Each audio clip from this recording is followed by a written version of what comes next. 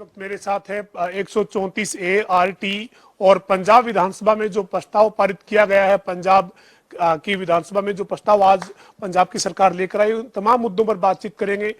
Sir, सबसे पहले 134A का जो मामला है उसको लेकर विपक्ष ये कह रहा है कि आप 134A को खत्म करने जा रहे हैं। गरीब बच्चे हैं, उनके हक जो है उनको सरकार देना नहीं चाहती, इसलिए 134A को खत्म करने जा रही है। नहीं, जय नहीं रहे, हमने खत्म कर दिया। 134A को हमने समाप्त कर दिया। और जो लोग ये शंका जाहिर कर रहे हैं कि इससे गरीब का नुकसान होगा, वास्तविकता में गरीब की चिंता ही नहीं है, कभी भी नहीं चिंता रही। 2007 में वो 134A लेके आए थे, 2014 तक उनकी सरकार रही। आप कहीं से जानकारी मांग लें, एक सिंगल एडमिशन भी कांग्रेस की सरकार ने 134A के तहत करे ही नहीं, कोई एडमिशन नहीं किया। जब हमारी सरकार आई तो हमने 2015-16 में 134A के तहत एडमिशन करे, इन्होंने कोई एडमिशन किया नहीं। अब हमने विचार किया कि जो हम एडमिशन करते हैं वो 10% है, 134A में 10% बच्चों के एडमिशन होते हैं। तो हमने उसमें विचार किया कि जो सरकार, केंद्र सरकार ने कानून बनाया, RT बना रखा, तो उसमें 25% बच्चों के एडमिशन होते हैं। तो हमने कहा कि इससे ज्यादा ही तो हो सकता है गरीब लोगों का, यहाँ जहाँ 10 पे है तो वहां 25 पे होगा, तो स्वाभाविक लाभ होगा। और हमारा कोई उसमें खर्च भी नहीं है। उसमें एक और लाभ क्या है कि उसमें 60% पैसा केंद्र देता है और 40% स्टेट देता है। तो हमने विचार किया कि जितना पैसा हम खर्च करने लग रहे हैं, इतने ही पैसे में हम अपने 25% बच्चों को जब लाभ दे सकते हैं, तो आखिर हम 10% को क्यों दें। तो इसलिए हमने निर्णय लिया कि हम इसको बंद करते हैं, 134A को समाप्त कर देंगे और हम RT के तहत बच्चों का एडमिशन कराएंगे। आप कह रहे हैं कि 2007 से 2014 तक विपक्ष के नाते, यानी कांग्रेस जब सत्ता में थी तो एक भी गरीब बच्चे को हक नहीं मिला, दाखिला नहीं दिया। आपके पास आंकड़े हैं, आपने कितने बच्चों को दाखिले किए? बिल्कुल बताइए सर। देखिए, उन्होंने कोई एडमिशन अभी तक नहीं दिया। आप इसकी जानकारी अपना सूचना के तहत मांग भी सकते हैं। आप एक भी एडमिशन आप दिखा दो मुझे, और निश्चित तौर से उसके बाद आप दोबारा मेरे से। आपके कितने आंकड़े हैं सर? आपने कितने बच्चों को इस साल की अगर हम बात कर ले तो कितने बच्चों को दाखिला दिया? इस साल हमने 47% जो बच्चों ने देखिए हमारे पास डिमांड की, अभी मैं आपको बिल्कुल सही सही आंकड़े आपको बताता हूँ। 66,495 बच्चे ऐसे थे जिन्होंने अप्लाई किया कि हमें 134A के एडमिशन चाहिए। लेकिन हमारे पास जो प्राइवेट स्कूल हैं, वो कुछ लोग आए, उन्होंने कहा कि भाई आप जिस प्रकार से एडमिशन कर रहे हैं, नियम की वो भावना नहीं है, नियम की भावना के तहत आप नहीं एडमिशन कर रहे, आप तो सबको एडमिशन कर रहे जो भी आपके पास है ना। तो जो बच्चा मेरे पास पहले दाखिल था और वो फीस दे रहा था, वही आपके पास चला गया, आपने 134A में वही मेरे स्कूल में दोबारा भेज दिया। तो ये जो आपका है, तो हमने उस पर विचार किया और हमने देखा कि जो गरीब बच्चे हैं वो कितने हैं। तो 66,495 से 45,289 बच्चे ऐसे लिखने जो कि एडमिशन के योग्य थे, और हमने उनके लिए प्रयास शुरू किया। उनमें से 11,000 बच्चे ऐसे, 11,706 बच्चे ऐसे थे जिन्होंने एप्लीकेशन तो दी थी एडमिशन के लिए, लेकिन हमारे साथ संपर्क कुछ नहीं किया उसके बाद, ना हमारे पास आए वो। उनमें से हमने 21,577 बच्चे ऐसे हैं जिनका हमने एडमिशन करा दिया इस बार। क्योंकि इस बार मैं आपको जो आंकड़े दे रहा था, ये थोड़ा ये भी था कि कोरोना के कारण पिछली बार बंद रहा था और अब की बार भी लेट हमने शुरू किया था, क्योंकि कोरोना की वजह से स्कूल तो खुल ही रहे थे। तो उसके बावजूद भी हमने 21,577 बच्चों का एडमिशन करा दिया। जब हमने एडमिशन की प्रक्रिया शुरू की तो सारे बच्चों का एडमिशन नहीं हुआ, क्योंकि काफी टाइम निकल चुका था। हमने 3 बार एडमिशन का टाइम बढ़ाया और 3 बार में बढ़ाया कि हमने इतने बच्चों का एडमिशन किया। 12,006 बच्चे ऐसे थे जिनका एडमिशन नहीं हुआ। कुछ स्कूलों ने इनकार कर दिया कि हम एडमिशन नहीं देंगे। हमने उनके खिलाफ सख्त कार्रवाई करने का नोटिस उनको दे दिया। हमने कहा कि क्यों ना आपकी मान्यता को रद्द कर दिया, क्योंकि आप सरकार ने जो नियम बनाया उसका पालन नहीं कर रहे। वो सारा एक संगठन इकट्ठा के कोर्ट में चला गया और कोर्ट ने उसके ऊपर रोक लगा दी। कोर्ट ने कहा कि आप इतना सख्त कदम उनके ऊपर नहीं उठा सकते। लेकिन हमने उसके बावजूद भी दबाव बना के रखा अपना। उसके बाद वो कंटेम्प्ट पे चले गए। अभी उसकी तारीख थी 21, अभी आगे डेट लगी उसकी। तो हमने उसके लिए पूरा प्रयास किया। और मैं एक और बात आपको बताना चाहता हूं, जिस प्रकार का ये लोग शोर मचा रहे, वास्तविकता ऐसी नहीं है। पिछली बार 39% बच्चों का एडमिशन था, अब की बार 47% बच्चों का एडमिशन, यानी कि हमारे एडमिशन 8% बढ़े, घटे नहीं है हमारे।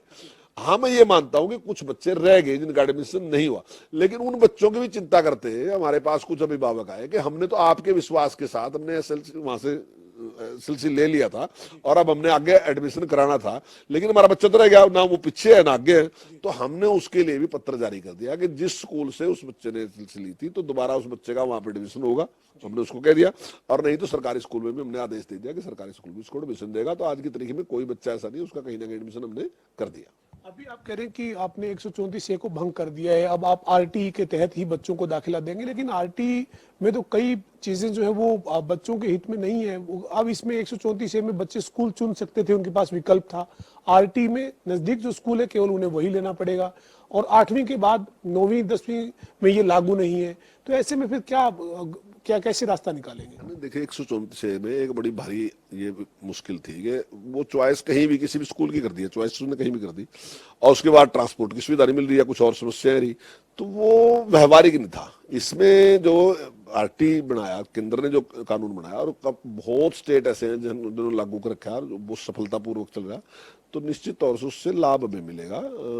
एक तो पड़ोस के स्कूल में हो जा सकता है बच्चा, और कोई जरूरी नहीं है उसे प्राइवेट में जाना। हमारे सरकारी स्कूलों में भी ऐसा ऐसा जिस प्रकार से अभी हमने जो पहले 22 स्कूल होते थे संस्कृति मॉडल स्कूल, अब की बार बढ़ा के हमने 138 कर दिए, वो हमने 116 और नए खोल दिए।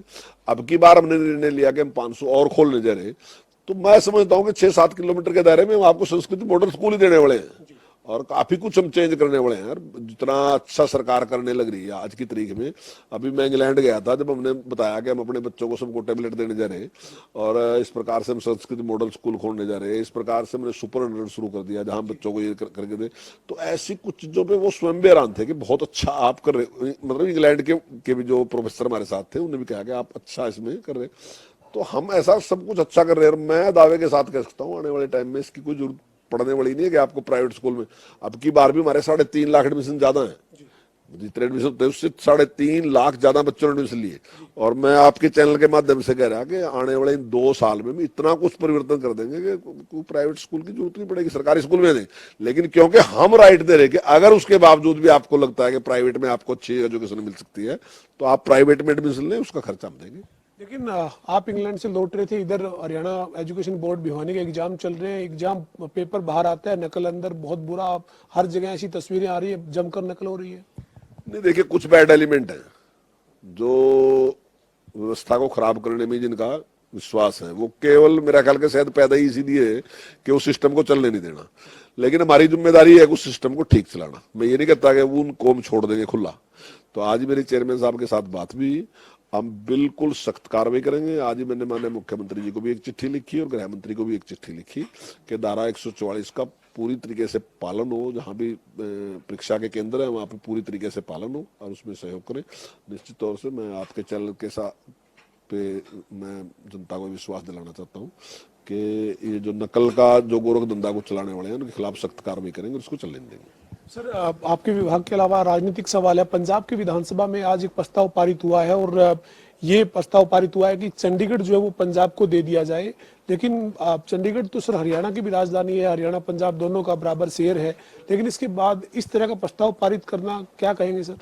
नहीं, वो लेने के लिए कोई बात नहीं उन्होंने की, ऐसा कुछ नहीं है उनका। वो तो केवल ध्यान भटकाने का प्रयास है उनका, कि वो ध्यान भटकाना चाहते हैं जनता का, क्योंकि जनता के साथ बहुत से वादे करके आए ना अभी, तो अब लग भी नहीं रहा कि वो पूरे कर सकते हैं। तो इसलिए जनता का ध्यान भटकाने के लिए वो इस प्रकार का एक प्रस्ताव लेके आए, और उसका इसके अलावा कोई औचित्य है ही नहीं, ना ही उसका कोई उनके मन में भी कुछ नहीं है। क्योंकि मैं दावे के साथ कह सकता हूं इस पूरे चुनाव में अगर पंजाब के मुख्यमंत्री एक व्यक्ति का उदाहरण बता देंगे, फलाने व्यक्ति ने कहा था कि चंडीगढ़ हमें मिलना चाहिए, किसी ने नहीं कहा, डिमांड नहीं की। लोगों की डिमांड जो थी वो भ्रष्टाचार दूर करने की थी, लोगों की डिमांड जो थी वो रोजगार के लिए थी, और इनके जो वादे थे वो बिजली फ्री देने की बात थी, इनके जो वादे थे महिलाओं को 1000 रुपए देने की बात थी। तो वो वादे इनके थे, तो वो वादे पूरे करें।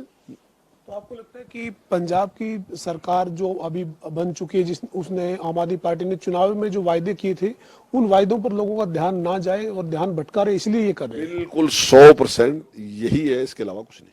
तो हरियाणा में तो सर इस घटनाक्रम के बाद राजनीति शुरू हो गई। अभय सिंह चौटाला कह रहे हैं कि हरियाणा के मुख्यमंत्री को विशेष सत्र बुलाना चाहिए, इस मामले में सरकार को गंभीरता से काम करना चाहिए। जो प्रस्ताव लेके आया वही गंभीर नहीं है, ये क्यों गंभीर होने लग रहे हैं? वो भी ध्यान भटकाने के लिए कर रहा है, तो बिना बात ही गंभीर है, कोई विषय नहीं है। अंतिम सवाल है सर, पंजाब में आम आदमी पार्टी की सरकार है, अब SYL का पानी का मुद्दा है या फिर चंडीगढ़ का मुद्दा है, ये तमाम मुद्दे हैं। अरविंद केजरीवाल पहले कहते थे कि हरियाणा पानी नहीं दे रहा, अब पंजाब में उनकी सरकार है, पंजाब से पानी जब हरियाणा को मिलेगा तब हरियाणा आगे दिल्ली को पानी देगा। क्या कहेंगे इन पूरे मसलों पर आप? देखिए, हम एक बात कहते हैं कि जब से हमारी सरकार आई एक टाइम भी ऐसा नहीं है जितना दिल्ली का शेयर है, हमने हमेशा उस शेयर में कुछ फालतू ही दिया होगा, कम कभी आज तक दिया नहीं। जहां तक न्याय की बात करता हूं, मैं मानता हूं कि इस सृष्टि पे जो भी व्यक्ति है, अगर वो न्याय के अनुसार व्यवहार करेगा तो निश्चित तौर से परमात्मा उसका कल्याण करेगा। हम भाई हैं, वो बड़ा भाई है, हम छोटे भाई हैं। जो हमारा शेयर है उसको देना चाहिए, अगर नहीं देगा तो नुकसान भी रहेगा। तो मैं समझता हूँ कि वो भी खूब फले फूले और खूब तरक्की करे, लेकिन हमारा शेयर हमारे को दे दे, जो हमारा हिस्सा है। और कोर्ट भी यही बात कह रहा। अब फैसला कौन करेगा? अगर मान लो पंजाब के जुम्मे छोड़े तो पंजाब कुछ कहेगा, हरियाणा के जुम्मे छोड़ो तो कुछ कहेगा। मेरा और आपका भी अगर कोई विवाद हो तो मैं कुछ कहूंगा, आप कुछ कहेगा। फैसला करने वाला कोई तीसरा व्यक्ति चाहिए, और तीसरा व्यक्ति है कोर्ट। अब जो कोर्ट फैसला करेगा वो इंप्लीमेंट करना चाहिए, और उसकी चिंता नहीं करनी चाहिए, फैसले को इंप्लीमेंट करना ही चाहिए, उससे घबराना चाहिए। अगर हमारा शेयर पानी का है तो उन्हें जल्दी देना चाहिए, ताकि हमारे किसान का भला हो। और क्योंकि वो हमारा बड़ा भाई है तो हमें भी खुशी है उसकी तरक्की में, खूब तरक्की करे पंजाब भी।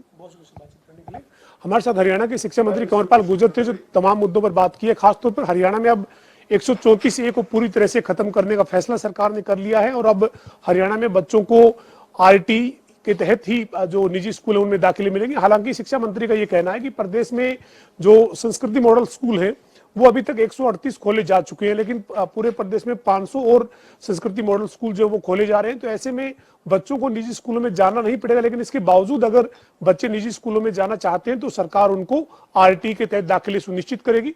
इसके अलावा पंजाब की विधानसभा में जो प्रस्ताव पारित हुआ है वो केवल ध्यान भटकाने के लिए पंजाब की सरकार इस तरह का प्रस्ताव लेकर आई है। इस प्रस्ताव से किसी भी तरह का कोई फर्क नहीं पड़ने वाला है।